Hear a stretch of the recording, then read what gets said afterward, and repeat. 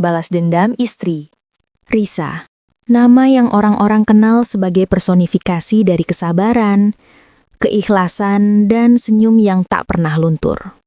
Sudah 15 tahun kami merajut rumah tangga, dan selama itu pula aku selalu percaya bahwa rumah kami yang sederhana ini, adalah istana yang dibangun di atas fondasi yang paling kokoh. Percayaan dan cinta yang murni. Dulu, aku selalu berpikir, orang lain boleh saja menghadapi badai, tapi suamiku, Bima, dia berbeda.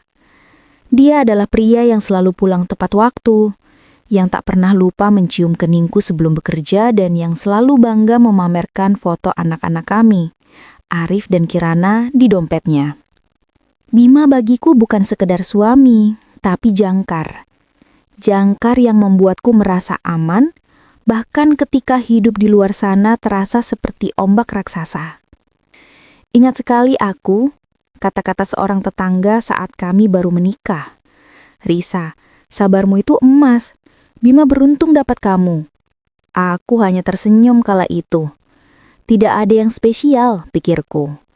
Menjadi istri yang baik, menjadi ibu yang selalu ada, bukankah itu memang tugas yang mulia? Aku mencintai rutinitas kami. Menyiapkan sarapan, mengurus seragam sekolah, menunggu Bima pulang dengan aroma tubuh yang khas, perpaduan sabun dan keringat lelah karena bekerja. Dua anak kami, Arif yang kini duduk di bangku SMP, dan Kirana yang masih SD adalah segalanya. Mereka adalah alasan mengapa rumah ini selalu ramai, selalu penuh suara tawa dan terkadang teriakan kecil karena berebut mainan. Bima adalah ayah yang baik, sangat baik. Dia sabar mengajari Arif matematika dan dengan telaten menyisir rambut Kirana setiap pagi. Tapi entah sejak kapan, kebiasaan-kebiasaan kecil mulai bergeser. Awalnya itu hanya soal kepulangan yang sedikit terlambat. Bima bilang pekerjaannya sedang menumpuk. Aku percaya. Lalu telepon genggamnya. Dulu ponselnya selalu tergeletak bebas di meja. Kini ia selalu mendekapnya bahkan saat tidur. Dia mulai sering menerima panggilan yang cepat-cepat ia tolak atau dijawab dengan bisikan di balkon. Pernah suatu malam saat kami sedang menonton sinetron di televisi, aku iseng menyenggol lengannya.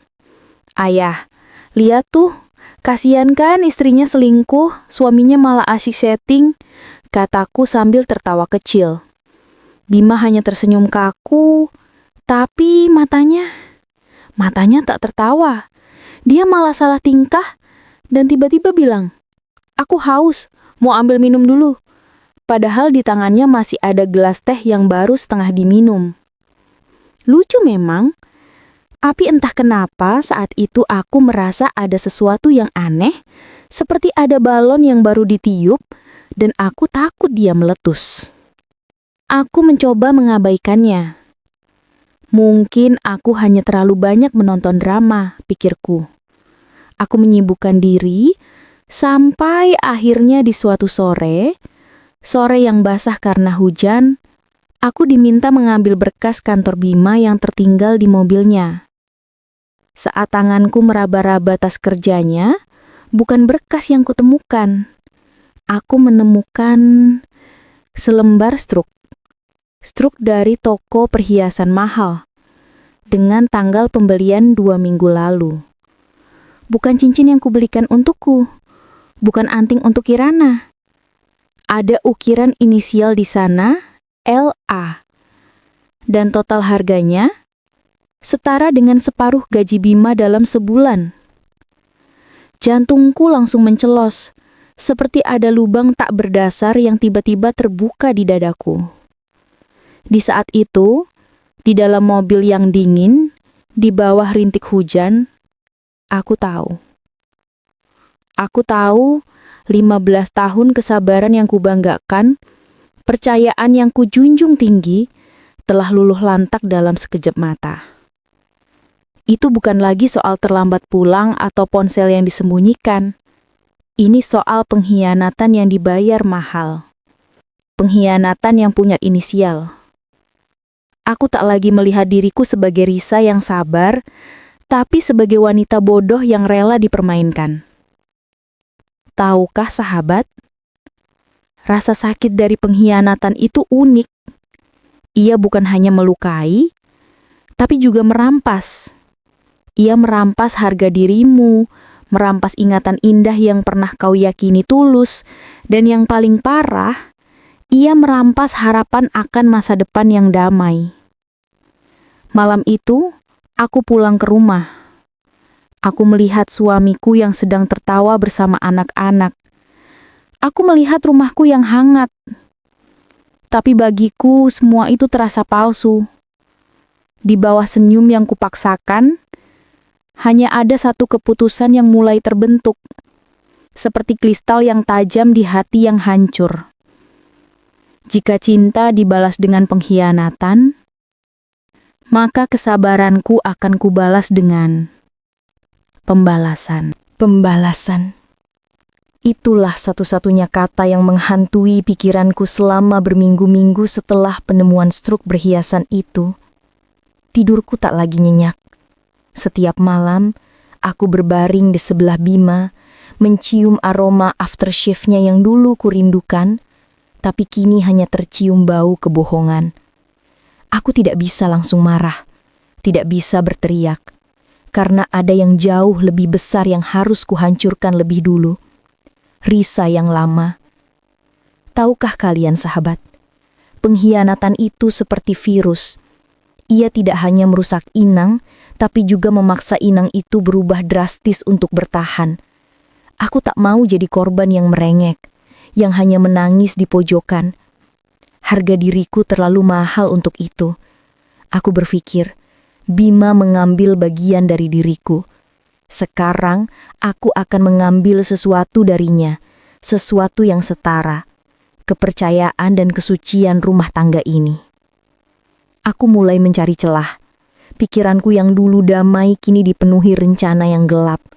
Aku tak peduli lagi pada Bima atau pada sumpah pernikahan yang pernah kami ucap.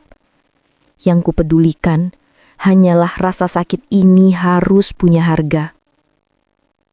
Balas dendamku haruslah sempurna, tidak boleh sembarangan.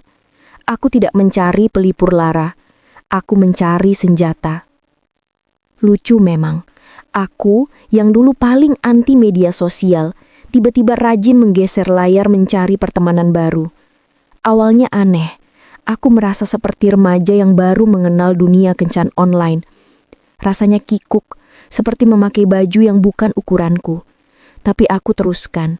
Aku harus menemukan seseorang yang bisa membuat Bima merasakan separuh saja dari yang kurasakan. Aku butuh seseorang yang berbeda. Di antara banyak pesan masuk yang hanya menawarkan pujian basa-basi, muncul satu nama, Bara. Bara bukanlah pria yang sempurna.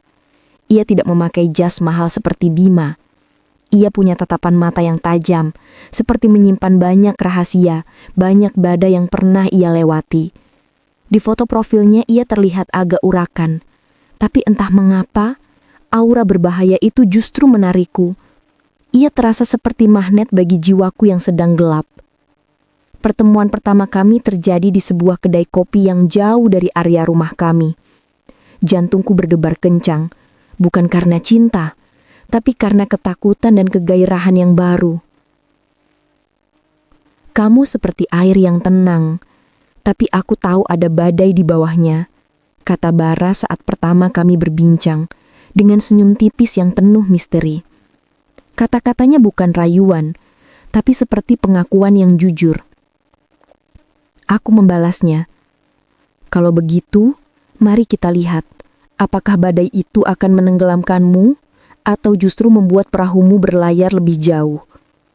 Di momen itu aku tahu, Bara adalah pilihan yang tepat. Dia bukan malaikat, dan aku juga sedang tak ingin jadi wanita suci. Kami berdua adalah jiwa-jiwa yang sama-sama tersesat tapi dengan tujuan yang berbeda. Aku ingin membalas. Dia, entahlah, dia hanya terlihat ingin bermain api. Hubunganku dengan Bara berjalan cepat dan intens. Kami bertemu diam-diam, berbagi cerita yang pahit. Bara bercerita tentang masa lalu kelamnya, tentang bisnis yang hancur dan track record yang buruk. Semakin kelam kisahnya, semakin aku merasa terhubung. Dengan Bara, aku bisa menjadi Risa yang berbeda. Risa yang berani, Risa yang tak terikat, Risa yang penuh api. Balas dendam itu manis. Setiap aku pulang ke rumah dan melihat wajah Bima yang terlihat semakin bahagia dan tenang, mungkin karena wanita yang memberinya perhiasan berinisial itu, aku merasakan kepuasan yang dingin. Aku sudah setara. Aku bukan lagi yang dikhianati, tapi yang membalas. Namun, api balas dendam itu mulai membakar rumahku sendiri. Aku jadi sering marah tanpa alasan jelas. Aku jadi sering mengabaikan panggilan Bima. Kami mulai sering bertengkar. Arif dan Kirana anak-anakku mulai merasakan dinginnya udara di rumah. Suatu malam, Arif menghampiriku saat aku sedang sibuk di dapur. "Ibu, kenapa ayah dan ibu tidak pernah jalan-jalan lagi? Ayah sering di kantor, ibu sering keluar. Aku sama Kirana bosan di rumah," tanyanya polos. Matanya menunjukkan kekecewaan. Kata-kata Arif itu seperti tamparan haras. Aku melihat dua malaikat kecilku. Mereka adalah korban sejati dari permainan kotor yang kami ciptakan. Arif yang mulai menghabiskan waktunya di luar rumah, berkumpul dengan teman-teman yang kuragukan baiknya. Kirana yang dulunya ceria, kini lebih sering menyendiri, menggambar sketsa keluarga dengan wajah yang muram. Mereka mulai membenci kami. Bukan benci yang diucapkan, tapi benci yang ditunjukkan lewat mata yang kosong dan kepatuhan yang hampa. Mereka kehilangan arah. Kami, kedua orang tua mereka, terlalu sibuk saling menyakiti hingga lupa bahwa kami adalah peta bagi mereka. Saat itulah, di tengah kekacauan, aku tersentak. Aku bukan lagi membalas Bima. Aku sedang menghancurkan anak-anakku. Aku harus berhenti. Titik. Semua ini harus selesai. Aku memutuskan untuk menemui Bara untuk terakhir kalinya. Aku akan mengakhiri hubungan gelap ini, meminta maaf pada anak-anakku, dan entah bagaimana caranya mencoba memperbaiki rumah yang sudah hampir roboh ini. Bahkan, jika pada akhirnya aku harus menghadapi Bima dan memaafkannya, demi anak-anak, aku akan lakukan. Namun di hari aku berencana mengakhiri semuanya, saat aku menunggu Bara di tempat biasa, sebuah panggilan telepon masuk ke ponselku. Nomor asing. Dan suara di seberang sana, suara seorang wanita mengatakan sesuatu yang membuat darahku berdesir, membuat rencanaku untuk mengakhiri semua menjadi sia-sia, dan justru membawaku ke jurang konflik yang lebih dalam. "Risa, kamu harus tahu ini. Pria yang bersamamu, Bara, dia punya hubungan dekat dengan wanita selingkuhan suamimu. Nama wanita itu Luna." Nama itu mengalir di telingaku, dingin dan mematikan, dari telepon tak dikenal itu. Jadi, wanita yang menerima perhiasan dari Bima punya nama. Dan yang lebih mengerikan, ia punya hubungan dengan Bara, pria yang kujadikan alat balas dendam. Dunia yang kukenal hancur, bukan karena pengkhianatan, tapi karena konspirasi yang rapi. Aku langsung meninggalkan kedai kopi itu. Aku tidak peduli pada janji bertemu dengan Bara. Pikiranku dipenuhi pertanyaan, seperti laron yang terbang liar mencari cahaya. Siapa penelpon itu? Apa hubungan Bara dengan Luna? Dan apakah ini semua, rumah tanggaku yang retak, adalah sebuah settingan? Aku bergerak cepat. Naluri seorang ibu dan istri yang terluka kini berubah menjadi naluri detektif yang putus asa. Aku memeriksa semua barang Bara yang pernah ia tinggalkan di mobilku.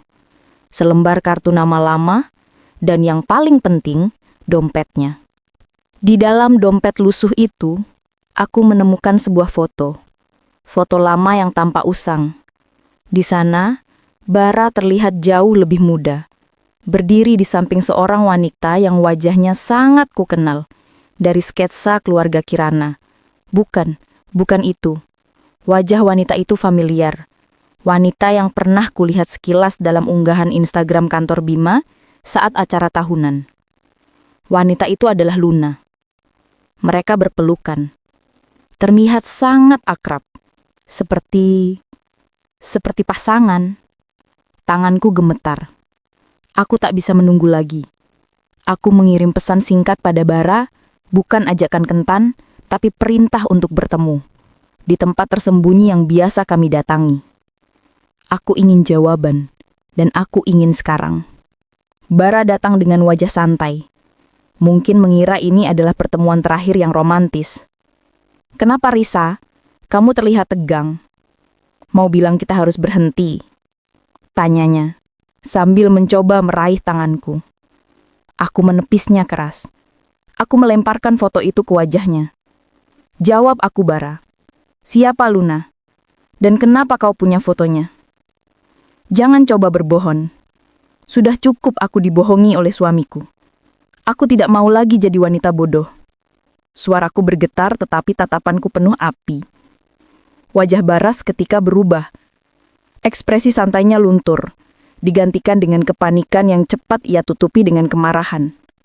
Ia menghela napas panjang, seolah berat untuk mengakui. Dia, kakakku Risa, katanya pelan. Kakak yang berselingkuh dengan suamiku. Kakak yang entah bagaimana membuatku jatuh ke pelukan adiknya sendiri. Kami punya masalah keluarga. Aku tidak pernah bermaksud. Kami hanya punya rencana. Rencana yang seharusnya tidak melibatkanmu. Rencana apa? Pikiranku berputar kencang. Aku mendesak Bara tanpa ampun. Akhirnya, Bara menyerah. Ia menceritakan segalanya. Dengan nada pahit dan penuh penyesalan.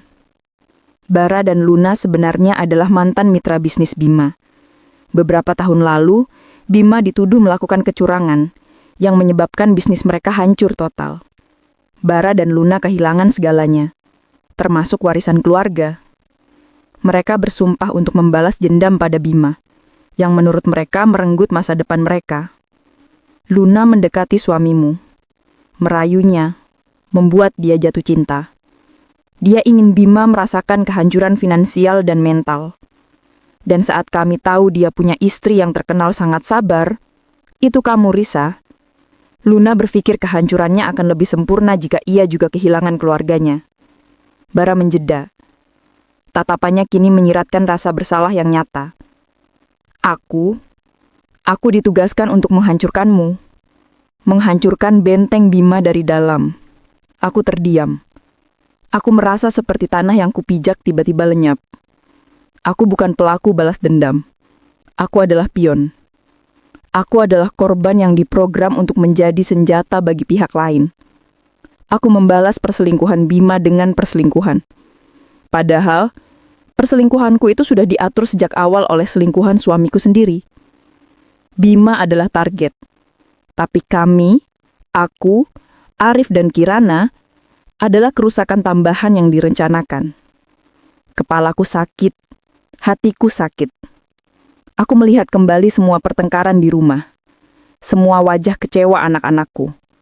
Ini bukan lagi soal cinta segitiga. Ini adalah perangkat. Aku tahu setelah semua pengakuan ini, aku tidak bisa lagi mempercayai Bara. Aku juga tidak bisa mempercayai Bima.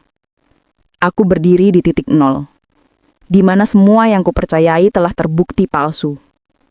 Aku adalah wanita yang kehilangan semuanya, dan semua itu karena aku terlalu naif untuk melihat bahwa di balik senyum suamiku dan di balik tatapan mata Bara, ada skenario besar yang sedang dimainkan.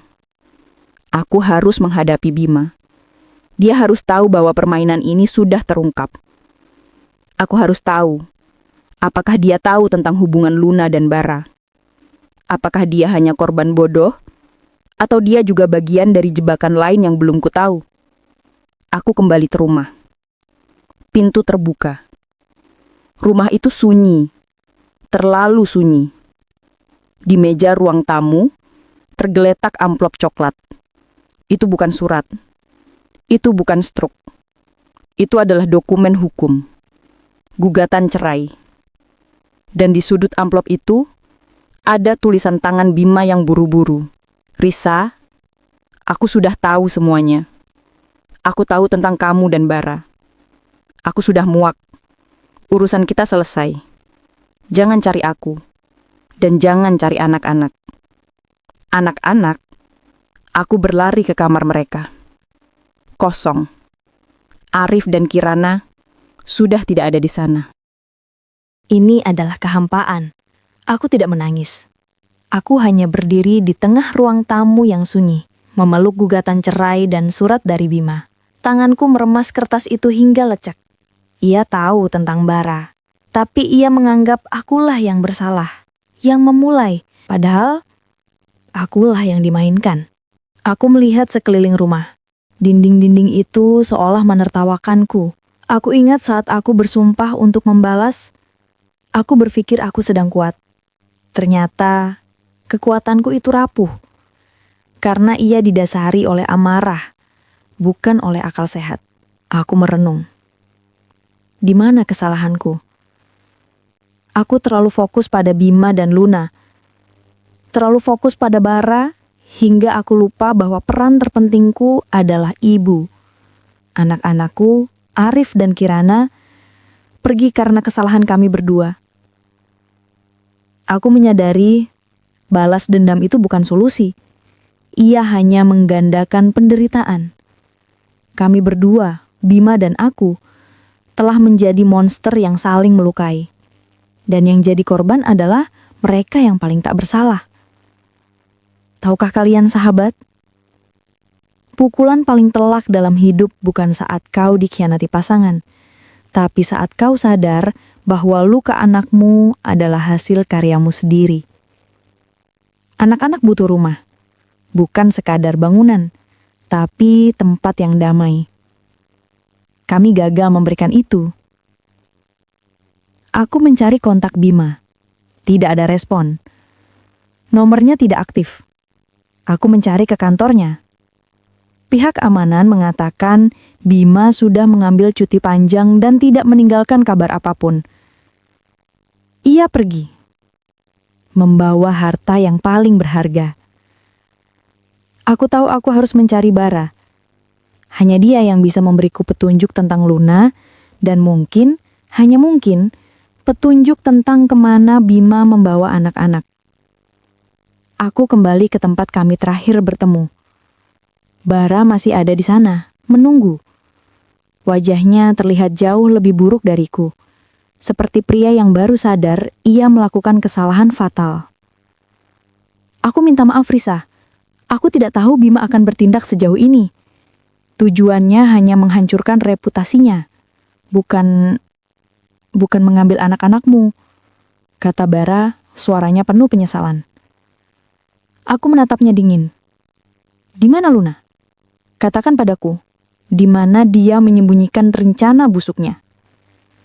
Bara memberiku alamat sebuah apartemen di pinggiran kota. Itu adalah tempat persembunyian Luna. Ia juga memberiku informasi mengejutkan. Luna adalah seorang wanita yang sangat terorganisir. Semua tindakannya pasti meninggalkan jejak. Ia mungkin punya salinan dokumen penting atau bukti rencana mereka. Aku mendatangi apartemen Luna sendirian, dipenuhi campuran takut dan amarah. Apartemen itu mewah. Ironisnya, dibiayai oleh uang yang ia yakini dicuri oleh Bima.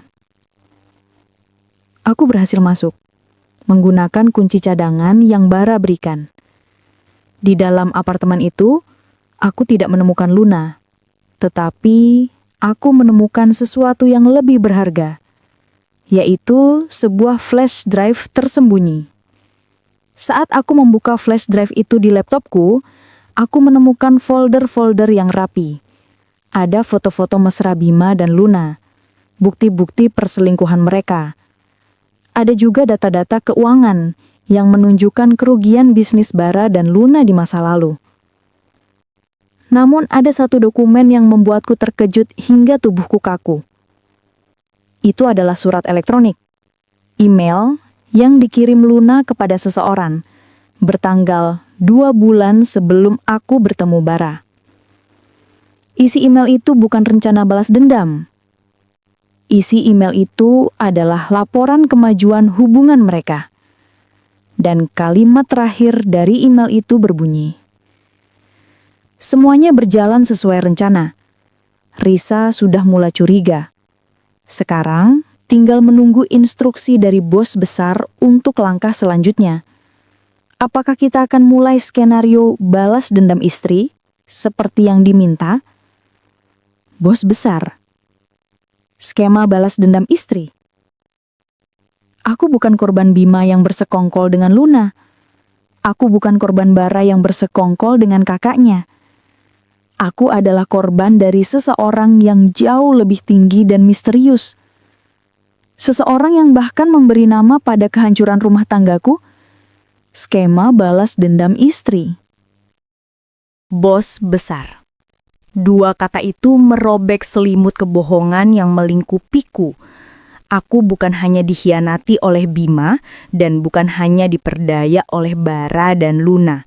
Aku adalah bidak dalam permainan catur yang jauh lebih besar, dimainkan oleh seseorang yang tak terlihat, seseorang yang begitu terorganisir hingga mereka bahkan menamai skenario kehancuranku. Kini semua potongan teka-teki itu mulai terpasang, namun menghasilkan gambar yang mengerikan. Bima berselingkuh dengan Luna, itu benar.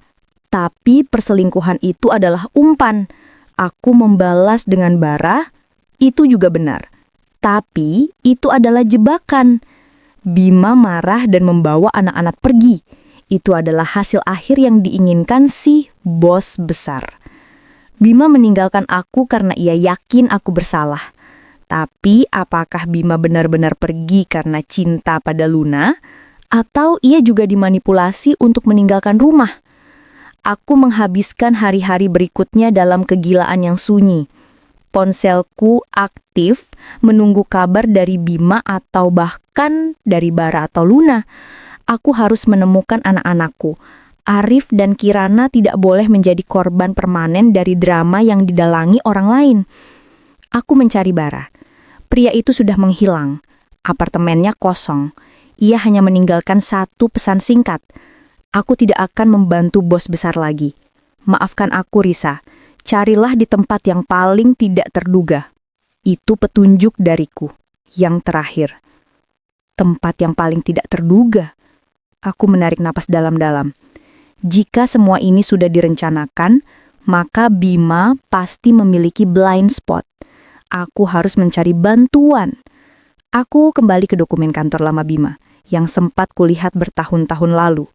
Aku mencoba mengingat-ingat siapa saja orang di sekitar kami, yang punya motif tersembunyi, yang punya akses ke Bima, dan yang punya dendam terselubung. Nama-nama mantan kolega, pesaing bisnis hingga kerabat jauh yang pernah berselisih ku ingat satu persatu. Aku akhirnya mengingat seseorang. Seseorang yang sangat dekat dengan kehidupan kami dulu. Seseorang yang Bima sangat percaya bahkan sebelum aku mengenalnya. Sahabat lama Bima yang selalu hadir di momen penting, tapi juga selalu menghilang saat kami sedang krisis. Pria itu kini menjadi petinggi di perusahaan pesaing Bima. Aku tahu, petunjuk Bara, tempat yang paling tidak terduga, mungkin merujuk pada orang yang paling tidak kuduga. Di meja makan yang dingin, aku menatap foto keluarga kami yang kini terasa asing. Aku mengambil telepon dan mengetik nama pria itu di mesin pencari. Aku menemukan foto terbaru. Ia sedang menghadiri sebuah acara besar. Di sampingnya, tersenyum lebar dan bangga, berdiri Luna. Bukan sebagai pasangan bisnis, tapi sebagai istri yang sah. Luna sudah menikah dengan sahabat lama Bima sebelum ia berselingkuh dengan suamiku. Semua ini bukan balas dendam bisnis semata. Ini adalah skema yang diatur oleh mantan sahabat suami dan istrinya untuk menghancurkan segalanya dari dalam. Aku menutup mata, merasakan kepala berdenyut. Rumah tanggaku, suamiku, anak-anakku, bahkan Bara, semuanya adalah alat. Aku meraih telepon, jariku gemetar saat ingin menghubungi Bima. Aku harus memberitahunya bahwa kami berdua adalah korban. Aku harus memberitahunya siapa bos besar itu. Namun belum sempat aku menekan tombol panggil, sebuah pesan masuk dari nomor asing. Lagi-lagi hanya 2 kata, "Selamat bermain." Layar teleponku kemudian mati total. Aku ditinggalkan sendirian di rumah yang hancur dengan pertanyaan yang menggantung di udara, dingin dan mencekam.